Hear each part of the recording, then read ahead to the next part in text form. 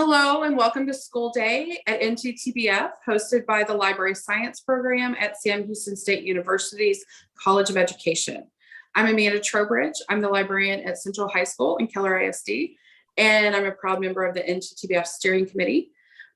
Today, I'm honored to moderate the panel, The Here and Now, because who needs to read about monsters when we've got reality? Welcome to our authors. We have Mahogany Browne, Rachael Lippincott, Sabaa Tahir, and Ashley Woodfolk.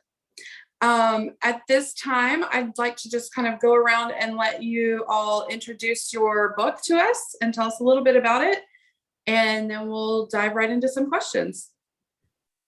And we didn't talk about who wants to go first. I'll go first since you said my name first. Great. So, can you see it? Boom. Vinyl Moon is not only a story that centers Angel, who showed up in my first novel in verse, but it also centers my love for public schools. So this is a story hybrid, prose, poetry, text message, and snail mail, looking at this young girl's life as she redefines who she is, I think after a very traumatic moment. So like, what does it mean to like keep yourself as your own person and not only be known as what you survived? So that's Vinyl Moon, and I'm excited for it to be in schools, to be in the world, and I'm excited to be here. Thanks.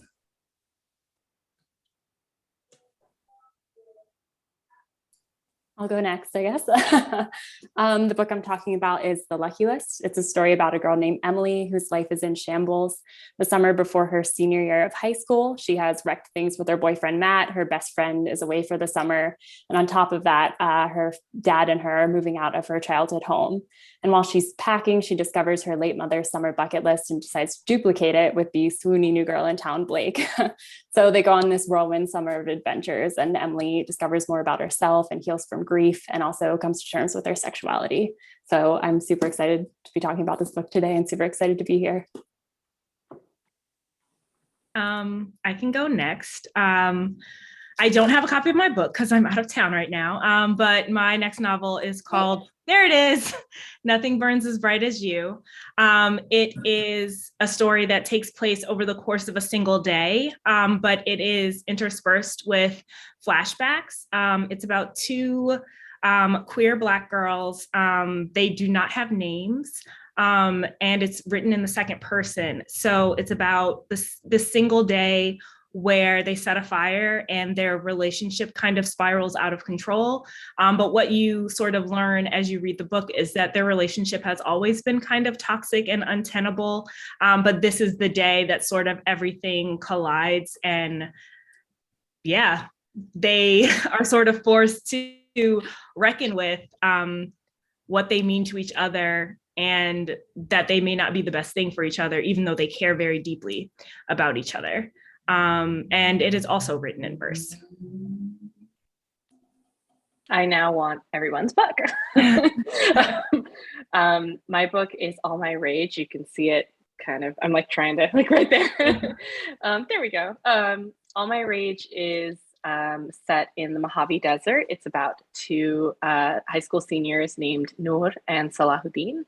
And they are really just trying to survive this town that appears to be set on destroying them. It is based in some ways upon experiences from my own life, and it took me about 15 years to write, which even for a very slow writer like me is kind of a record. So I'm just glad that it actually found its way into the world, because I wasn't sure it would. All right, thank you so much. I was so excited when I got to start reading these, and I would love to just jump in and give you a mix of questions and student submitted questions as well. We had several students questions submitted, and a theme throughout for all of the authors on this panel that they submitted for were whether these particular stories or characters were based on a true story from your life or another person very close to you. And so they're very interested. Are these, of course, Sabaa, you're kind of telling us a little bit about that. Yeah, I would say that quite a bit of All My Rage is drawn from my life. One of the characters grows up at a motel. I grew up at a motel. My parents had a small motel in the desert. Another one of the characters works at their relative's liquor store. I also worked at my relative's gas station, but it was my dad's station, and my dad was much nicer than the guy in the book. So that part is not the same. And in terms of some of the experiences that the characters go through, yes, some of those things are from my life. There is a drug dealer in the book. That is not something that I did. I did not deal drugs, or if I did, I'm not going to talk about it. No, I'm kidding. I didn't do that. But that is something I had to research because I really didn't know much about like that life other than what I'd seen on like television. So I had to research, and just, I'll leave it at that. I love that dance. Not really, but got it. Same. Same. Angel, definitely, I did witness a friend in a domestic abusive relationship. So that informed this character. But as a teaching artist in New York City for over 13 years, a lot of my work came into this book in that way. So it was, very generous memory, thinking of the young people, thinking how they dress, how they used to cap, all those moments definitely were inspired by real life instances. However, this is, absolutely fictionalized. So while I'm informed by, observing everyday life, I also, I wanted to, cushion a lot of the trauma in, just, walking around and seeing the world, and not necessarily recreating trauma for people to read it and then be exposed to it and then trying to figure out how to get them out of that, but showing like, yeah, this happened to someone, and here is how they proved to be resilient. I would say for my novel, it is extremely emotionally based on real life. Every emotion that is in that novel is something that I have felt. And the relationship dynamics are definitely relationship dynamics that I have personally experienced. But again, just like Mahogany said, the story itself is fictional. And it's sort of just inspired by things that I've experienced, feelings that I felt, things that I didn't necessarily know how to process at the time or as they were happening. But then, hindsight being 2020, therapy being a helpful way to process a lot of things. And then also just the pandemic, right? Like the pandemic, I feel like really forced me to sit down and reckon with a lot of things that I hadn't looked at too closely because I was afraid to, or I was nervous about what it would mean, the identity politics involved in it, all these different things. So yeah, I feel like it's definitely inspired by my life and by my experiences, but the story itself is fictional. Like I didn't set a fire personally. Yeah, that's so perfectly said. Yeah, a lot of the elements of the story in The Lucky List are definitely inspired by things that I've gone through, growing up in rural meets suburbia, Pennsylvania. That was definitely a really big one, kind of the interaction between, a traumatic life event or traumatic life events combined with the discovery of my sexuality. That was definitely very similar to the story of Emily's. I think perhaps my next book, She Gets the Girl, which I co-wrote with my wife, is definitely a lot closer to my real life than The Lucky List happened to be. But yeah, it definitely is a work of fiction that has parts of my own life just naturally within the pages. I think that's so telling, and Mahogany, you said it, and well, all of you said it, that it's drawing on all these experiences that you can put in and provide that safe space to not cause another trauma, but maybe help students recognize and deal with other aspects of their life that maybe they weren't really ready to, but they can do that in the safe space of a book. And librarians are really big on that, so we love that y'all are bringing those things to us. But that's great. How do your characters' reactions to the adversities that they're facing or the external pressures do they mirror your own reactions, or maybe they're totally different, or maybe they used to mirror yours? How do y'all react to your external pressures? And I can go. So I think this is where what Mahogany said about, the books being fictional, I relate to that. So I actually found as I was writing All My Rage that I was upset with my characters for their choices. Because like, why are you doing that? And I could also relate to some degree. I remember reading this interview where Jason Reynolds, who is also a young adult author, was speaking to a young man who was incarcerated in juvenile detention. And this young man said, everyone always says to me, like, why did you make that decision? Like, why would you do that? And this child's response was, I made that decision because that was what I thought was the best thing to do at the time. And that's very much reflected in my work. These are kids who are they're just doing the best that they can at the time.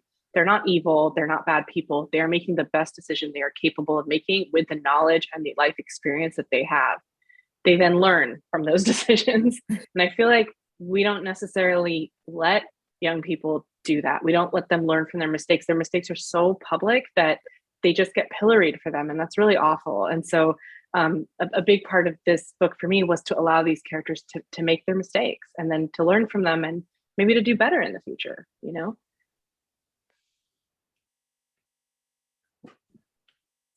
I love that so much, Sabaa. So good.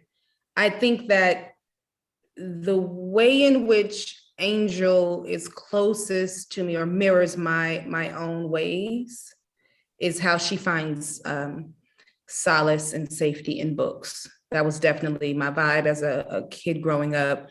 My family was affected by, the prison industrial complex. My father's been in prison for the majority of my life. My mother, she had a bout with addiction. And so books was how I found just some semblance of normalcy, so to speak. And I could just fall into a book and find a whole new world. And I used to get really upset when those books would end. I was like, where is the rest of my world? So I loved being able to heirloom that to Angel. Otherwise, I'm really not like her at all. She's so sweet. I am not that sweet. I'm kind, but I'm not sweet. You know what I mean? Like there's people who are just like, you are so nice and considerate. And I'm always side-eyeing just in case you might come up here with some foolishness. And Angel's not that way. She's just like super duper open. She's who I wish I had the courage to be. So in those ways, I think that's the easiest way for me to think about it. Yeah. Yeah, I kind of agree with Mahogany in that my characters are who I wish I was brave enough to be. I feel like they're both, the two main characters in Nothing Burns as Bright as You are both like more badass than I am.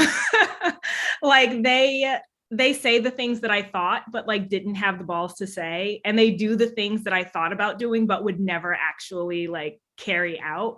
Because as a kid growing up, I was so concerned with being considered a good girl. And like, I recognize now a lot of the baggage that sort of comes along with that. I'm a child of a preacher, and there was a lot of baggage that came along with that. I think that also had a lot to do with like how long it took me to sort of recognize my own queerness, despite like gay stuff happening all the time. And I was just like in denial. But yeah, I think the decisions that they make are the decisions that I didn't have the courage to make, even though I was often in similar positions where similar things were said to me or similar actions were perpetrated against me, but I didn't sort of have the wherewithal to like stand up for myself until much, much more like later in life. And so as a teenager, when those things were happening to me, I just did not know what to do. But I sort of gave my characters the guts that I wish that I had. Yeah, I think with the character of Emily in the Lucky List, it definitely was, in terms of mirroring, like a reflection of who I was when I was 17, when I was 18, prior to going through therapy and also just like having 10 years of life experience under my belt. It was definitely her reactions to the things that she's gone through, her reactions to coming to terms with their sexuality, and also just how she dealt with things, burying it down instead of maybe looking at it directly, or, just really struggling with who she is and who she wants to be. And that kind of balance there, it definitely was a mirror reflection of who I was at 17 or 18 years old, senior year of high school, kind of trying to figure myself out. But now not so much, luckily. But yeah, that was definitely a result of time and therapy. I love that. I think it's so important for our kids too, to know that, where we are when we're 17 is not where we have to be for the rest of our life. And even now there's times when I think I don't have my life together. So, we're constantly learning. And so I think that's great. We had a question from Kartika at Jasper High School for Ashley and Mahogany. And she wanted to know what prompted you to write in verse, or how you were able to fully express and convey your story in a poetic manner. Well, Mo is a poet. I'll let her take that one. I was excited to hear what you were going to say, Ashley. Yeah, no, I'm a poet first. So I think because it's so much of my nucleus, everything I do in the world, whether it's directing, a project, or curating for a stage at Lincoln Center, or doing an ad for a fashion label, all of it surrounds poetry. I'm figuring out ways to implement poetry everywhere, and not just because it's my favorite, because it is, but also because it's one of those things that I remember being in high school and being told there's a certain way to speak, a certain way to write poems. And unless you do it that way, it's not a valid poem. And so teaching in the DOE for 13 years, the one thing that was always my platform is no matter what you're talking about, no matter which language you choose to speak through, your voice is the most necessary thing. And so I'm trying to enjam and infiltrate all the spaces that police language from marginalized bodies. And poetry is the easiest way to do so, because it is an act of self, both in resistance and in expression. And it felt like if I have one thing I get to do, and this is my first book, this is my first YA book, I'm going to do it with, through poetry, because they said I couldn't. And so the Taurus in me is like, about that, let me come talk to you real quick in the language you said I couldn't do. So that's why I always choose poetry. And even the Vinyl Moon, which is prose poetry, all of it, it's a hybrid. I found myself using poetry because that's where the heat and the tension was really, viable. I could feel the tension most in the poem, because that's really my weapon of choice. What about you, Ashley? It's interesting because I wrote a lot of poetry when I was a kid. When I was like in middle school and high school, I wrote a ton of poetry, and then I just kind of moved away from it. Like it felt like it sort of became something I couldn't access as easily. And so when I started writing like stories and like novels, that sort of, I don't know, it sort of shifted a little bit, like the way that I expressed myself just like sort of shifted into like that longer form kind of thing. But it's funny, I didn't sit down and decide I'm going to write a novel in verse. Like I just got this stanza like in my head, and I knew that it was the beginning of this story. And that was just the way that it came out. I think that sort of similar to what Mo was saying, like poetry is so visceral. It's like so emotional. And the story that I wrote is such a visceral, emotional story. Like it is very much about just feelings. Like not that much happens in the book. There's just like a lot of feelings. And so I think that it just lent itself really well to that medium. Like it just came out that way because when you're thinking about how much you love someone or how much you love something or fear about losing something, it's not in complete sentences. Like it's sort of in this fragmented, like very sort of base, I don't know, thing. And so that was the way the book just came out of me. I wish I could say that I planned it and like, I was like, oh, it's about time for me to write a novel in verse. But no, it was not like that at all. It was just very like a gut kind of thing that happened. And I think because it happened that way and I let it happen that way without trying to sort of exert some kind of control over it, I think this is honestly the most emotionally honest novel I've ever written. I love that. I think that really answers their questions. And anytime I find a novel in verse, kids are like, yes, they just kind of flock to it. And I think taking that, like you said, Mahogany, because I feel like the same way when I grew up, poetry wasn't my thing. And, you know, I felt like it had to fit a mold of some kind. And like you said, you got to put the feelings in. So that's really great. If you heard that a teacher was going to use a book of yours with his or her class, is there anything you would want to say to the teacher? Any advice, anything in advance?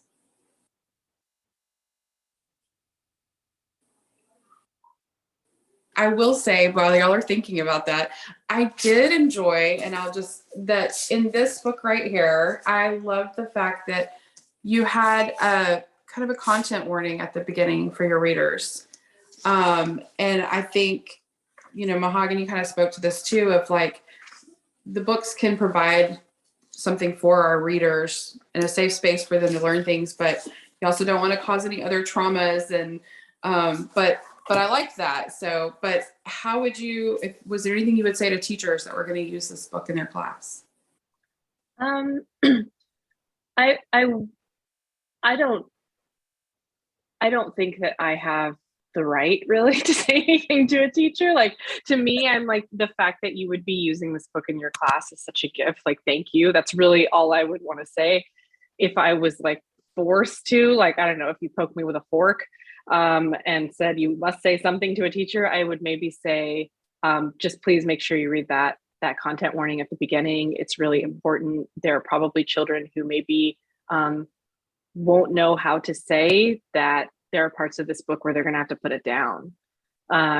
Let them read those parts in private. Like when I was a kid, I remember there was this book called Where the Red Fern Grows. And it was this book about these two dogs. And there was a part at the very end that's really, really sad and traumatic. And what I really loved about my teacher was that she said, everyone is going to read these two chapters at home.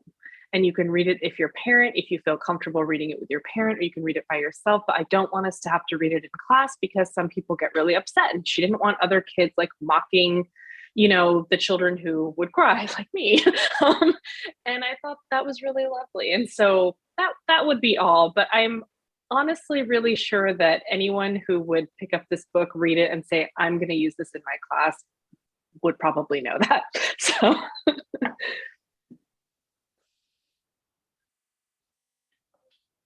That's great. There was kind of a theme through many of the, in the forewords and the thanks at the beginning. Thank you to grandmothers. Thank you to mothers, strong women in your life, and what role they've played in helping kind of bring about these creations.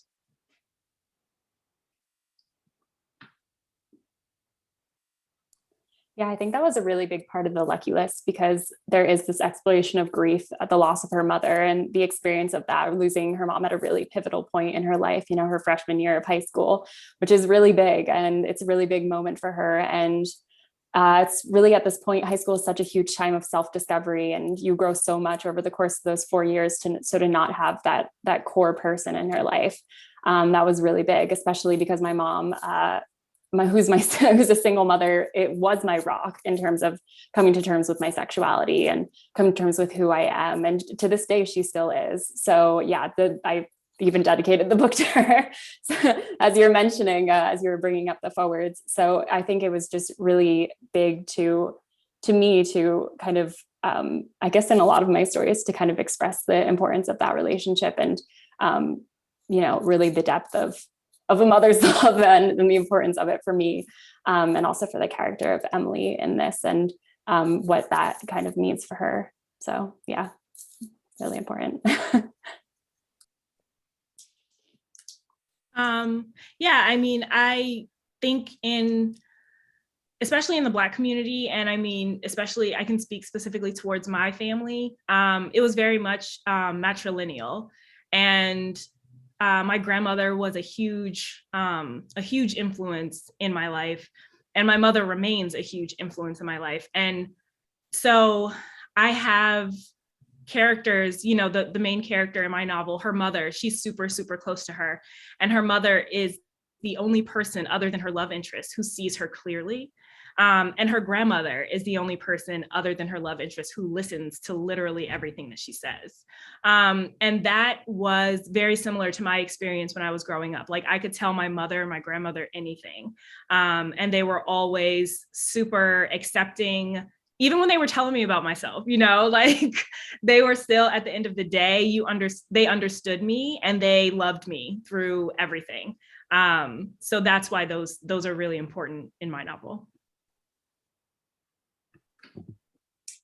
I feel like women, specifically Black women, they are the pillar of my existence. Everything I do is because a woman sacrificed for me to be here. My grandmother, my mother, the aunties, and the Beyoncés, child. Like there are so many people that I look to for articulation, some kind of mirroring of reclamation, like how to see myself, how to celebrate myself. So that like every single book that I write, there is a woman's name attached to the beginning. And that started off with Black Girl Magic. When I did that illustrated book, I did a roll call of all the Black women that I felt allowed me to come into a room, come into a space, who held the door open, who broke the door down. So everyone from Fannie Lou Hamer and Audre Lorde and June Jordan to, cousins like Tiffany and grandmothers and aunties. Yeah, and I see them in everything I do, right? They taught me how to walk into rooms and see myself. And even ones that I found, like maybe they're gone friends, like friends that you had for a while, and you definitely know, like my first book is about fractured friendship, but that best friendship, that first friendship was it taught me how to love. It taught me how to love my friends and how to demand love. Like, this is what I need. So I'm always bringing those names, their likeness into spaces, because there are so few times that I remember hearing women's names in the forefront. I always heard them as the background noise, they're the reason why someone did it, but not necessarily supported, not necessarily revered. And I've decided that first page, every time I get a page of a book to write, they'll be on my first page. They make it possible for me to be here. I love that question. I got a little choked up. I always love reading the dedications of the book, and I was reading them a little bit earlier, just going back through, and I was like, oh, your grandmother, your mother, your grandmother. So I loved it. I loved it. I actually dedicated my book to a you, which is like sort of like the you in the story, and to me, because I feel like the journey that I sort of went on as I wrote that novel really was for me, and it was something that I deeply needed. But I do have the grandmother and the mother all throughout the book, and at the end in the acknowledgements too. So I love that you shouted yourself out. Yes, very good. I love this. Shout out to me for all the times I didn't sleep, all that coffee I drank, all those writing meetups that I didn't make. Actually, the champagne was so, whatever it is, you need to celebrate. Like, the victorious part is that you actually created a whole new world for someone to find safety in. So I love that you shouted yourself out. That's the hope. Yes. Yeah. Well, that brings us to the next question. How do you celebrate when you finish writing a book? What is something you do? Do you have a ritual? Do you have a, favorite thing? I sleep. I eat. I eat and then I sleep. Yeah. I I love usually I eat. I'm like, I need to go to my favorite restaurant or get food, Mhm. since that hasn't happened recently very much. I need to bake. I do lots of baking with my kids. I celebrate for a long time though. Like my post book celebrations last for like 2 weeks. I'm just like, woo. And then like by the time I'm done, my edits are in. I'm like, oh. So back to work. I like decadence as well. It depends. I'm pretty adventurous, so I've jumped off cliffs in Jamaica, and I just swam with stingrays for the first time, which was wild, scary. But I was like, I turned in my edit, so I'm going to do it, just in case I gotta go out. Yeah, yeah. I like adventure, and I always hope like those moments that are like unknown will give me that same heart palpitation as when I see the book in the store. So like mirroring those moments, it feels like kind of surreal, maybe a little cheesy, but totally worth it. That's honestly the way to do it. I feel like I need to take a note out of your book. Yeah, I feel like for the first two books, I like really didn't celebrate like that. And I absolutely should have. I think with The Lucky List and also with She Gets the Girl, especially She Gets the Girl, because I wrote it with my wife. So it was kind of like a joint celebration in that. Yeah, I definitely have been trying to, pop some champagne, get a great meal, watch a movie, catch up on reading, just like really letting myself enjoy the rest and the celebration after, spending so much time putting your heart into a book. But yeah, I gotta do the swim with stingrays though. That sounds really cool. That's great. What was the first book that you read that you really saw yourself in? Mine is easy. Bluest Eye, Toni Morrison.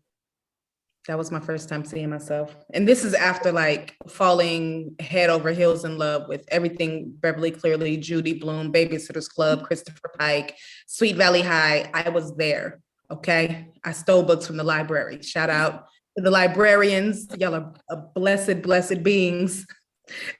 I didn't get in too much trouble. I did have to do volunteer hours, but it was worth it. Everything was worth it. And when I found Toni Morrison's Bluest Eye, the colorism, the family, how the young girls try to protect each other, that really, that was me. That was me and my family. That was my cousins. I saw all of them as kin. I feel like mine was Deanie, because so it was like the perfect timing kind of situation. Like if you've never read Deanie, it's about a girl whose mom really wants her to be a model, and she keeps getting rejected at all these auditions. And it turns out that she has scoliosis, and then she has to get a back brace, and she has to wear it. And like, this book has everything, okay? And I found that book in the library 2 weeks after I got diagnosed with scoliosis. And it blew my mind because I had never heard of it before. And then I pick up this book randomly in the library, and that's what this book is about. And I had also been going to modeling auditions and doing all this stuff, not because my mom wanted me to, but because I wanted to. And it was just like very weird to come across this book and to find out that it was written in the 70s, and here I was in the 90s reading this book, and it just mirrored my life so directly. It was very, very bizarre. But that was the first time that I felt like a very specific experience, a very specific personal experience was mirrored in a book. And then it wasn't until a couple of years ago that I saw my sexuality sort of in a book with like a character of color. And it was Odd One Out by Nick Stone, where there's a character who's sort of like questioning her sexuality and like not really sure what's going on. Like that was me. And yeah, I never saw that in a book, especially not with a girl. until a couple of years ago, which is kind of wild to think about. I'm gonna have to check out that scoliosis book because I had scoliosis too, back brace, whole 9 yards, spinal fusion surgery. So that book sounds right up my alley. I definitely need to check it out. There aren't a lot of scoliosis books out there. But yeah, I feel like the first book that I really saw myself in was, I was in high school and just browsing Barnes & Noble, and I discovered Fingersmith by Sarah Waters. And it's a Victorian era crime novel. It's sapphic. And I mean, I was just remember like reading in the stacks and just like totally just falling in love with the story and falling in love with how Sarah Waters really like described the feeling of, falling in love with another woman. And it was just like a really beautiful experience for me. And that book is still one of my favorites because of it. So. Mine was a book called 7 Daughters and 7 Sons. And it was the first time I saw a Muslim character in a book. And I checked this book, Mahogany, you were talking about the librarians and how amazing they are. I checked this book out from the library so many times that when I finished 6th grade, I went to the library and I said, can I buy this? And she was like, no, but you could lose it. Which I thought was so kind of her. And I didn't end up losing it because I was worried I would get in trouble with my parents, but I found the book eventually later. And I remember the first time seeing Assalamu alaikum in a book, which means peace be upon you, which, I mean, I said that 50 times a day, right? When you go in and out of my house, you always have to say Assalamu alaikum. And to see it in a book for the first time, I was like, wait, you can translate this into like English words? Like that's a real thing. It had never happened to me before. So I still absolutely love that book. And actually one of the things that has been really beautiful for me to see is I have 2 children. One is in 4th grade now, and the other one is 12. And they have so many more books, featuring children of color, featuring children who are Muslim, featuring children who are Pakistani. And it's really wonderful when I see them being like, like just inhaling those books and thinking of it as normal, right? And not being like, what is this? Oh my God, I've never seen anything like this. They're just like, oh yeah, of course I would see myself in a book. It's like, yes, that's what we're working toward, right? So yeah, more of that. Yes, I love that. I love your librarian's take. I always say when they're like, I need to bring this book, I'm like, if they keep it, they're reading it. I'm great with that. Somewhere they loved it. So we're good with that. I think we have a couple minutes left, and I have a couple of kind of rapid fire either or one answer questions for you guys. If y'all want to do that real quick. Coffee or tea? Tea. Coffee. Coffee. Coffee. Shoe store, hardware store, or bookstore? Oh, Bookstore. Wait, shoes or books? Books. That I have the shoes delivered. Definitely books. That's exactly what one of my friends said. She goes, I can order shoes online. I feel very torn here because I love shoes. You can just skip the hardware store. And Okay, I'm going to skip this one.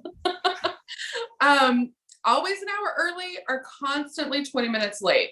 20 minutes late. 20 minutes. Wait, an hour early? How early? Early or late? Are you usually early or usually late? I'm usually early. Early. I mean, Pakistani standard time. Like I'm always late. That's just it's in the blood. I don't know what to do about that. I'm sorry. Endless winter or endless summer? Definitely summer. Summer. And then 2 last questions. If you were going to compete in an Olympic sport, what sport would it be? None of them. I'm aggressively indoorsy. I like to eat and sit down. I relate to that. I'm probably like shooting because you don't have to like run. You just have you can just shoot the thing, Archery. Yeah, archery. Yeah. I think I love the uneven bars in gymnastics. I still know how to do those back flips that I learned at the playground. I feel like snowboarding would be cool, even though I'm nowhere near as skilled I'm not even like 1% as skilled as any of them, but I feel like it'd be really cool to be super good at snowboarding. But I've been watching a lot of Winter Olympics, so ask me in a week, probably not. Well, thank you all so much for being here. We appreciate it. We're looking forward to reading your books. Our students are excited about it. And thank you for being here for North Texas Teen Book Festival. Thank Thank you you. for having us. Thank you. Thank you so much.